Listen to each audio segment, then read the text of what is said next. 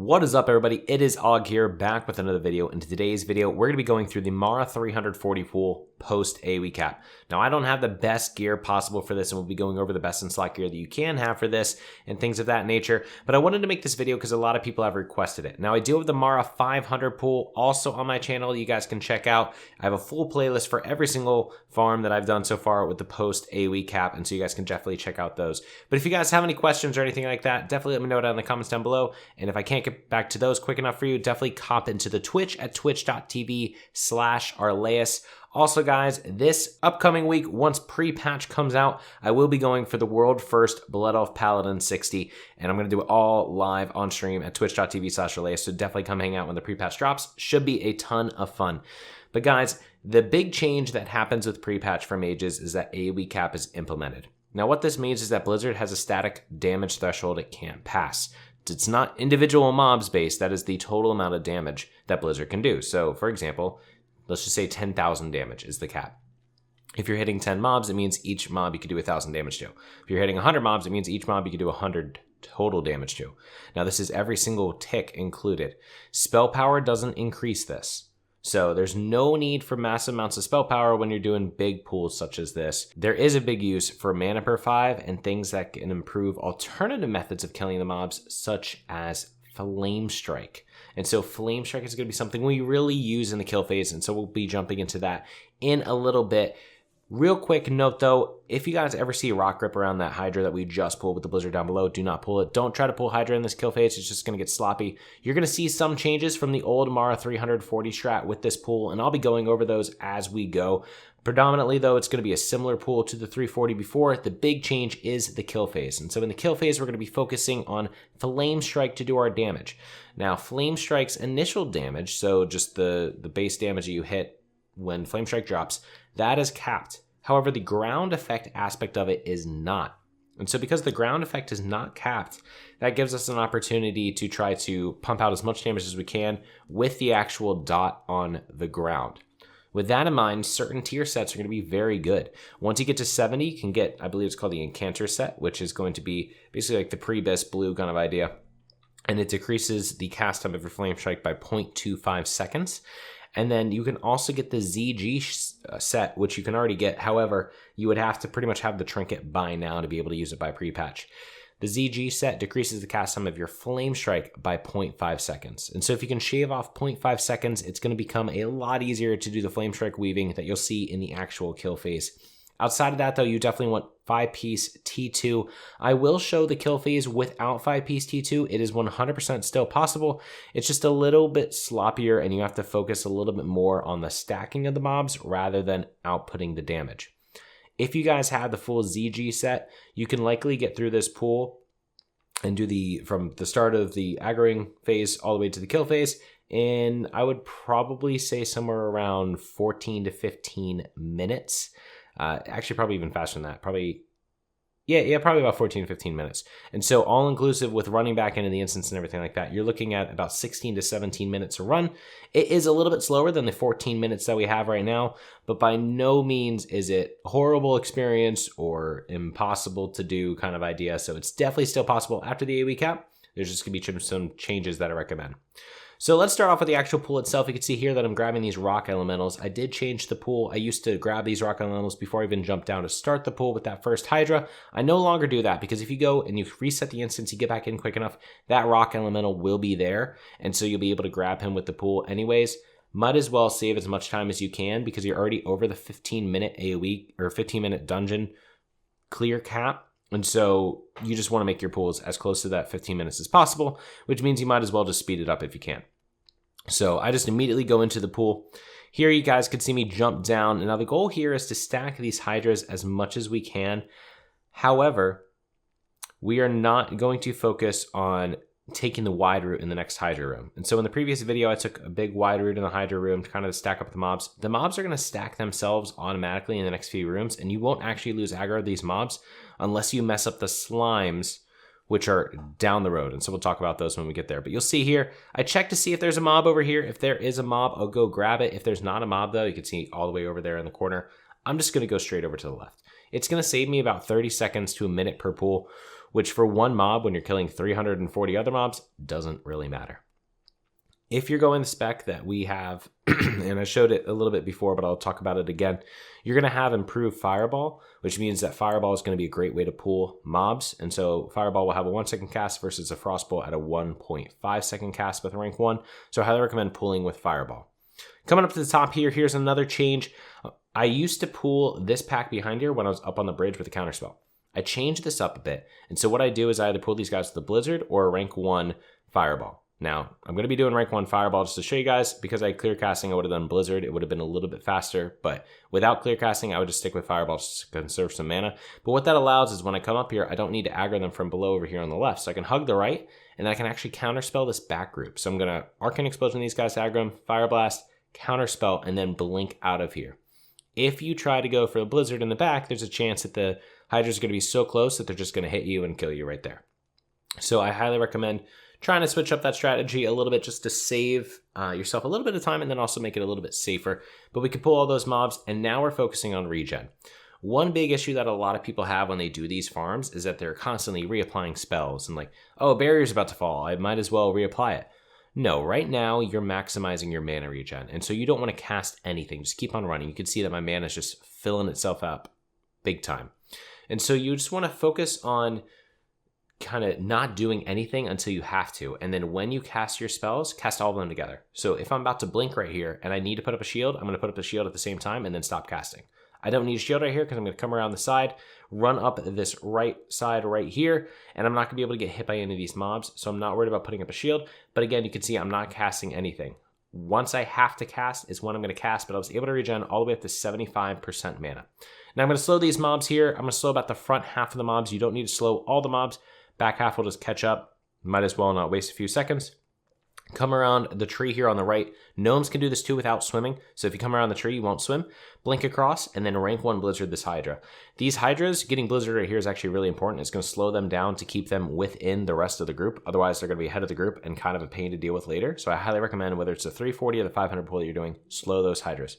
Now you can see I'm back up to 85% mana. We're about to get back into the heat of the pool, so I'm going to Ice Barrier, rank 1 Fire Blast, bring them over to these slimes. If you guys didn't know, the slimes are actually 2 separate groups of slimes. So if you only pull one slime with a Nova or something like that, there's a good chance you're not going to pull all the slimes, and so you're going to be missing some mob count. Definitely make sure you try to Nova within the middle of the slimes, and here too, Cone of Cold as many as possible so you can get those slimes and get as many of them as you can. Up on the top as well, when we're going to go for the Arcane Explosion up here, we will also try to make sure that we Arcane Explosion at least 2 mobs. I counterspell the back group, but I don't go for the Blizzard up on the top anymore. It was just causing some situations where I was just getting hit too much, and so I decided to skip that. But blinking ahead here, guys, this is one of the most important parts. Make sure you rank 1 Fire Blast this Creeping Sludge from as far away as possible. If the Creeping Sludges aggro onto you and they reset, they will reset mobs. If you aggro them and they reset, they will not reset mobs. That's the easiest way to talk about how you stop a resetting right there.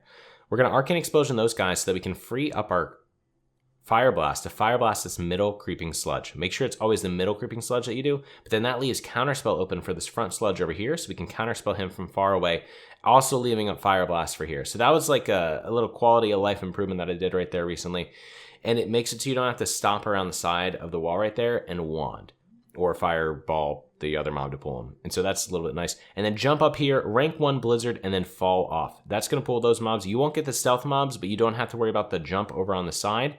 And it helps, especially with the 500 pull, to make this part a lot safer. Come up around the side. If you feel comfortable with this, rank 1 Fire or Frostbolt that last mob, and then Blizzard up on this top section. Once you're starting to get used to this, don't do the Frostbolt. Just focus on the Blizzard on that top section there, just so you can kind of get used to this. Now coming into this alcove over here, we used to rank 1 Frostbolt this mob, Fire Blast, Counterspell. We're going to do rank 1 Fireball instead because it's faster than Frostbolt and we don't need to worry about slowing them down. Come outside of here and Nova to slow down all these mobs. We're not going to use our Nova over on these mobs anymore. We're going to blink through them, so you can use Nova there to get the mobs off you so you don't take too much damage. Always Fire Blast this mob right here, or else he potentially will reset the rest of the mobs as well. And then we could blink past these guys right here without aggroing them, and they'll aggro by proximity. Fire Blast this guy on the bottom. We're going to put a Blizzard right in between these 2 mobs to Blizzard them and aggro them on the right. As soon as they get ticked, run over to the left, out of the line of sight, and then you're going to Blizzard behind you and try to slow these mobs as they come around the side. Once you take a decent amount of damage, or maybe once your shield gets interrupted or something like that, go ahead and blink forward, Aggro the mob below with a Fire Blast, Arcane Explosion to pull these guys on the side. This next group you can pull with an Iron Grenade or with Blizzard. If you don't have, Engineering, obviously you're going to use Blizzard. If you have Engineering, I recommend using a Grenade, just makes it a little bit safer. I use Blizzard just to show you guys right there what we could do. Then we're going to rank 1 Blizzard as they're coming through the straightaway. Again, in the 500 guys, you're going to need to change this up a little bit because you'll get stunned, so you'll need the free action potions. But here you can see the AOE cap coming into focus with that 2 damage we were doing with the rank 1 Blizzard. And so obviously it's going to drastically impact the amount of damage we're going to do from Blizzard, which is why Flame Strike becomes so important. Keep these mobs slowed, and then we're just focusing on aggroing up the rest of the mobs. At this point, they're all pretty much stacked, which is nice, and so we don't need to worry too much about continuing our Blizzards here to keep them slowed. But I do see this Demetrion coming up behind as a straggler, so I'm just going to focus on trying to slow them up a little bit more than I would have. But you can see that we got all the way from the very first pull to the kill phase in about 10 minutes. And so that gives us, about 5 minutes for the kill phase to try to burn down these mobs as much as we can. Jump onto the totem, and here you can see that we can evocate if we want to, but you can see the mobs coming around the side. I would probably hold evocate while you have mana batteries over on the side there, helping you out. Then we're going to slow these guys. I always recommend just using max rank Blizzard. That first tick right there might do a little bit extra damage, and then you're also just doing a little bit more damage to the mobs. I know it doesn't sound like much, but that little bit of damage can actually help. Jump up. It's important though to do that slow because now they're all stacked. And every single time they come back and forth, I recommend doing that slow to try to keep them stacked. If you jump down to the totem and then just jump back up when they're like halfway, some of the mobs are going to go back and some of them are going to step forward. It's just going to be a pain. Recommend just making sure you always slow them as they come back. All right, so now this is the kill phase. Basically what we do is we do max strength Blizzard. We get the Blizzard ticking down, and then we put a Flame Strike at about halfway ahead of the mobs. We still want to hit the mobs with the Flame Strike to actually get back as much mana as possible from our Blade of Eternal Darkness, and then we'll just drop the Blizzard right on top of the mobs. But you can see there I also popped Icy Veins, and so the very first run back, you want to pop Icy Veins. At this point, you want to Blizzard as many of these sprites as you can because they should be behind the rest of the mobs and you don't want them tearing through your shields in the second part. And so you want to make sure you Blizzard as many of these sprites as you can to try to take them out right now. Get all the mobs stacked back up. And now if you're a troll, you have Berserking. If you have MQG, you have MQG. Whatever you need for the next round, you're going to be popping that on the next round. So MQG, Mind Quickening Gem would increase your haste by 33% at level 60. That would be fantastic to use right now. And then do the exact same thing with Icy Veins. I cold snapped so that I can use Icy Veins again right here and just keep on burning down these mobs as much as possible. Now, I think at the time I didn't realize that I did have Icy Veins available, so I didn't use it. I used Berserking instead, but you can use Berserking, Icy Veins, MQG, anything you guys can use. I'm also throwing Thorium Grenades. Thorium Grenades are not AoE capped, and so if you just want a little bit of extra damage and you're an engineer, you can throw out the Thorium Grenades, and they will definitely add up as you go. Now, the reason why we're able to do this kill phase is Blade of Eternal Darkness and our Magic Absorption talent. If you don't have Blade of Eternal Darkness, it's not the end of the world, but it is very nice to have because it just helps you get a ton of mana back with Flame Strikes. If you don't have it though, put the Flame Strike further ahead so you can just get maximum amount of damage out of it. But as you can see here, when I get off the Flame Strike, I get a bunch of 100 mana ticks back, and that's Blade of Eternal Darkness. The mana batteries though will be enough to get you enough mana if you need to. As you can see here, I'm trying to stay back as much as possible so I don't lose these sprites. Eventually I will, but try to keep the batteries in line of sight of you. If you are a gnome, what you're going to want to do is you're going to want to focus on the pack that runs closest to the actual entrance behind you. And if you're on top of the totem and you Blizzard them from up above, a lot of the times they'll actually step forward and then start casting you from up above. And so the poison sprites kind of get locked into place. So if you're a gnome, try to stand on the totem when you're having them run back to the opposite side and then cast the Blizzard right above you to try to aggro that padding pack. And that will hopefully help you a ton. So here's that pack right there. So I would, as a gnome, basically Blizzard right then. It would have been a little bit late that time, but you guys can kind of get the idea of what I would have done. You can see now that some of the mobs are moving a lot slower. We have some stragglers in the back. We got down the boars. We've gotten down a decent number of these mobs. We still are really capped by Blizzard, but here's where things get a little bit interesting. You want to make sure you have batteries, and this is where I would probably save Evocate for rather than using it right off the bat, because eventually we're not going to get as much mana back from our Flame Strike. And so if we're not getting as much mana back from our Flame Strike, we might run into some mana issues. We might have to use rank 1 a little bit more, and actually do run into some mana issues on this attempt, which make it a little bit slower. I was really trying to push to go as fast as possible and try to get a sub 15. So that's why I was kind of burning my mana like crazy. But you probably want to be a little bit more mana conservative to try to focus on taking out the mobs. You can see here that they get separated a little bit, and this is what you're going to run into without 5-piece T2, so definitely try to make sure you focus on keeping them as stacked as possible. But you can also see that our Blizzard is now doing 33 damage, and so if you get to this point and you just want to do Blizzard the entire time and just do like the normal strat, because you actually are doing a decent amount of damage with Blizzard, that's definitely a great option as well. Always keep the mana pots though ready. I recommend to prep for the pre-patch, try to have as many mana pots as you possibly can, and just be ready to rock and roll. Here's another strategy you can do is you can pre-flame strike this area as they're coming back down. It is an option if you guys want. It is going to take a little bit more mana, but if you have a good amount of batteries and you have a good amount of mana regen from gear and things like that, you should be good to go. You can see here I did lose my battery there because I stepped too far forward, which caused the mob to basically line of sight and then have to run around. And so once I lost my battery here, mana really became an issue. Outside of that, we probably could have done a sub 15 minute clear. So it's definitely possible. I don't have MQG. I don't have the best gear. You could definitely pull it off. I recommend having as much mana per 5 as you possibly can on your alternative pieces. Try to have 5-piece T2, and if you can, 5-piece CG. If you can have all those things, you're good to go. Spirit got buffed a little bit in TBC and pre-patch as of TBC. And so Spirit is a little bit better. If you want to enchant Spirit onto your weapon over 22 int for this pool specifically, you also could as well, and that's a good option. But the kill phase isn't too bad, as you guys can see right here. We ultimately get it down in like 16 minutes and 16 seconds just because this end phase got really sloppy, kind of waiting for these mobs to go back and forth. Maybe at this point it's better just to Arcane Explosion these guys down or something like that. But with a little bit of practice, guys, you're going to be able to get this to not the same speed as it was before, but pretty darn close. And so AOE cap is not going to prevent you guys from doing this pool. You're definitely going to be able to do it. Just make sure you always have Zanzas. If you want to bring Brilliant Mana Oil, things like that, definitely go for it. Most important things are going to be Blade of Eternal Darkness, 5-piece T2, and preferably the ZG set if you can. All right, guys, as far as the talent builds go, here's what I recommend. You're going to have 2 extra points you guys can mess with. I put them into clear casting. I'll talk about some alternative options in a second, but you want to focus on going into the Arcane Tree, getting Magic Absorption, and then I like to get Arcane Fortitude. That Arcane Fortitude is just going to help you live a little bit easier. Would highly recommend it. Go over to the Fire Tree from there, improve Fireball, 2 into Flame Throwing. Flame Throwing is what's going to make it so that our Flame Strike can reach the mobs in the back, and it's going to make it a lot cleaner, especially for the 500 pool, but also for the 340 pool as well. Then we're going to go down in the Frost Tree, skip any kind of single target damage talents. You don't need them. You will be able to fill out this entire top row just because you need the points to get down into Ice Barrier, but mess around with this a little bit if you guys want.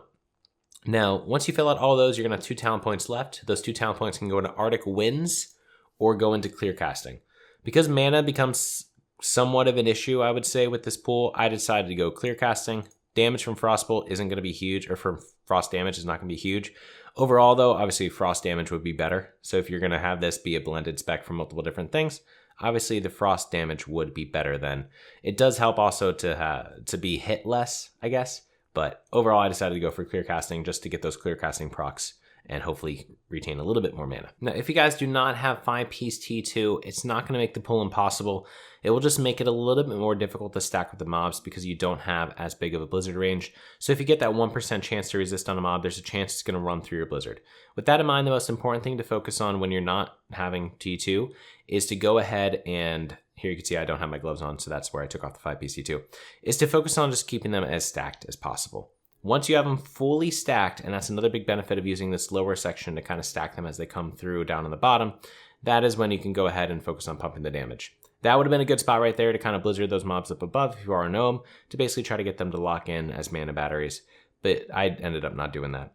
So here you can see I got them stacked. Now I'm going to focus again on trying to keep them as blizzard slowed as possible. I got really fortunate in that I didn't get many resists. I think I got 1 resist in there, maybe 2, but that's about it. And so I was able to keep them slowed. The 5-piece T2, what it does is it basically gives you 2 ticks of blizzard for each of these blizzards. And so the chance that they resist both of those blizzard ticks is very slow.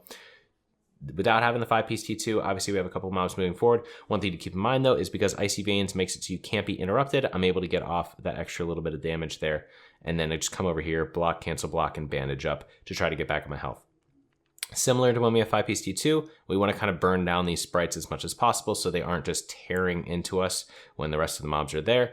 You can see we have one straggler that's going to be up ahead. If you do have this one straggler up ahead like this, you kind of want to focus on slowing with him. I would recommend using Blizzard. You could potentially Frostbolt, but you just really want to get these guys as stacked as possible and just not focus on damage unless you guys have them stacked. But here, eventually we get them stacked again. They do kind of sprint ahead, but as long as you drop the next Blizzard up on the front mobs, you should be good to go and should be able to pump out a decent bit of damage. Overall, in the end, it added roughly 10 seconds to the actual pool itself compared to that last pool.